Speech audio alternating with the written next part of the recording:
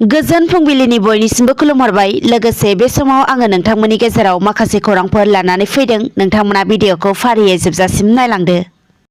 दिनै 2022 मायथाइनि 9 जानुवारि, बाराया रबिबार। दिनैनि गिबि खौराङाव दङ। चिरां जिल्लानि दादगारि ओनसोलाव भुटान फैसाखौ बोहैथि बोसोरनि 1 फेब्रुआरिनिफ्राय बन्द खालामनाय जासिगोन होनना फोसावनाय जाबाय। मोनथिनो मोननाय बायदिब्ला दादगारि ओनसोलनि फालांगियारि एबा दखानदारि बिथांमोना बोहैथि बोसोरनि 1 फेब्रुआरि उननिफ्राय रावबो भुटान फैसाखौ लानो मोनला एबा बाहायनो मोनला। जुदि बिथांमोननि आखायाव फैगौ 1 फेब्रुआरिनि उननिफ्रायबो भुटाननि थाखाखौ मोनबावनाय जागोन, अब्ला बिथांमोननि सायाव गोख्रों आयेन लानाय जागोन होननानैबो मिन्थिहोदों। रायखांनो नांगोनदि दादगारि एरिया आरो हाथिसार एरियानि मोनसे कमिटि जथुमा जानायनि उनाव सावरायलायनायनि गेजेरजों बे गोख्रों आयेनखौ फोसावनाय जादों। खौरांनिफ्राय मिन्थिनो हानाय बायदिब्ला मैया दादगारि आरो हाथिसार ओनसोलनि रायजो राजाफोरजों लोगोसे फालांगियारि दखानदारिफोरखौ भुटान रांखौ फैगौ 1 फेब्रुआरिनिफ्राय बाहायनो मोनला होनना गामि गामि फोसावनानै होदों। हाथिसार गामिनि गामिगोरा आफाद आरो दादगारि हाथिसार बाजारनि आफादा। गुबुन फारसेथिं दादगारि हाथिसारनि गामिगोरा आफादा खौराङाव फोरमायनाय बायदिब्ला गोबां जायगाफोराव भुटान रांखौ बन्द खालामनाय जाबाय, नाथाय दादगारि हाथिसार ओनसोलाव दासिमबो भुटान रांखौ बन्द खालामनाय जायाखै एबा भुटान राङा सोलिगासिनो दङ। बिनिखायनो गामिगोरा आफादा दुखु मोननाय फोरमायनायजों लोगोसेनो बे ओनसोलावबो भुटाननि रांखौ बन्द खालामनाय जासिगोन होनना फोरमायथियो।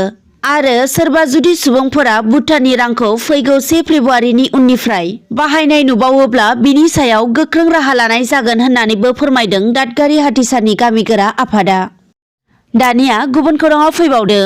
मानब सेवा संघ NGOआ कक्राझार जिल्लानि सिङाव थानाय खासुखाथा गामिनि गोरिब नखरफोरनो गोजां बोथोरनि कम्बल राननानै होदों। मोनथिनो मोननायाव मानब सेवा संघ NGOनि आफादगिरि बिरखां बर'नि दैदेननायाव मैया गोरिब सुबुंफोरनो गोजां बोथोरनिफ्राय बारग'नो थाखाय गुदुं जि एबा कम्बलफोरखौ राननानै होनाय जादों।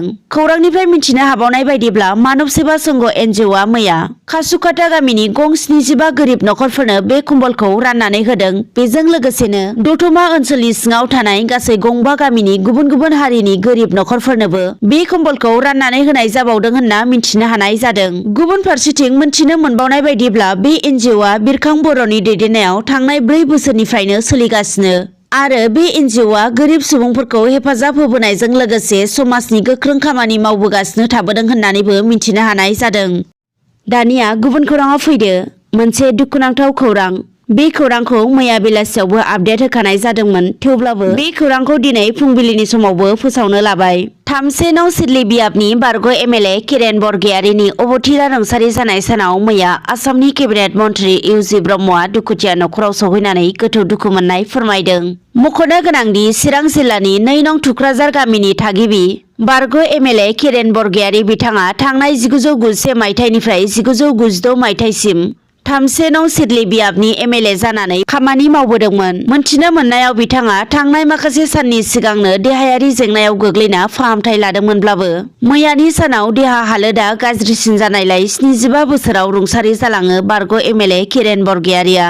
रायखांनो नांगोनदि बिथांनि हरखाबै रुंसारि जानायाव आसामनि केबिनेट मन्थ्रि इउजि ब्रह्म बिथांजों लोगोसे MLA जयन्त बसुमतारी, लरेन्स इस्लारि, जिरन बसुमतारी, आसाम आयेन आफादनि बुंथिगिरि बिस्वजित दैमारी आरो BTSनि बारग' मावफुं सोद्रोमा हाग्रामा महिलारी आरो खाम्फा बरगयारी बिथांमोना गोथौ दुखु मोननायखौ फोरमायथिदों।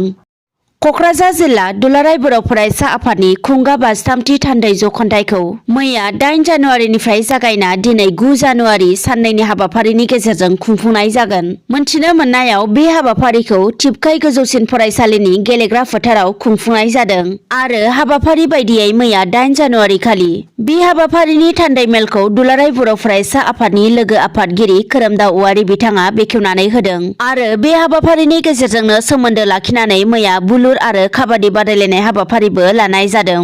खौरांनिफ्राय मिन्थिनो हानाय बायदिब्ला मैया भलिबल बादायलायनायाव गासै मोन 18था दख'रा आफादनिफ्राय बाहागो लाफैनाय जादोंमोन आरो काबादि बादायलायनायाव मोन 3 दख'रा आफादनिफ्राय बाहागो लाफैदों आरो बे हाबाफारिनि भलिबल बादायलायनायाव बादायगिरि महरै देरहानो हादों बनरगाव दख'रा आफादनिफ्राय आरो काबादि बादायलायनायाव बादायगिरि महरै बान्थाखौ मोननो हादों सा कक्राझार दख'रानिफ्राय। मख'नो गोनांदि बे हाबाफारियावनो मैया गाहाय आलासि महरै एबसुनि गेलेमु नेहाथारि गणेश बसुमतारी बिथाङा बाहागो लानानै लाइमोनफोरखौ फरायनायजों लोगोसे गेलेनाय बिथिङावबो दावगालांफानो खावलायो आरो बेजों लोगोसेनो गावबा गावखौ साफा साफायै राफोद गेलेगिरि जानो थाखायबो बिथाङा खावलायो। दिनै फुंबिलिनि खौरांफोरा बेखिनियानोसै। गोजोन्थों।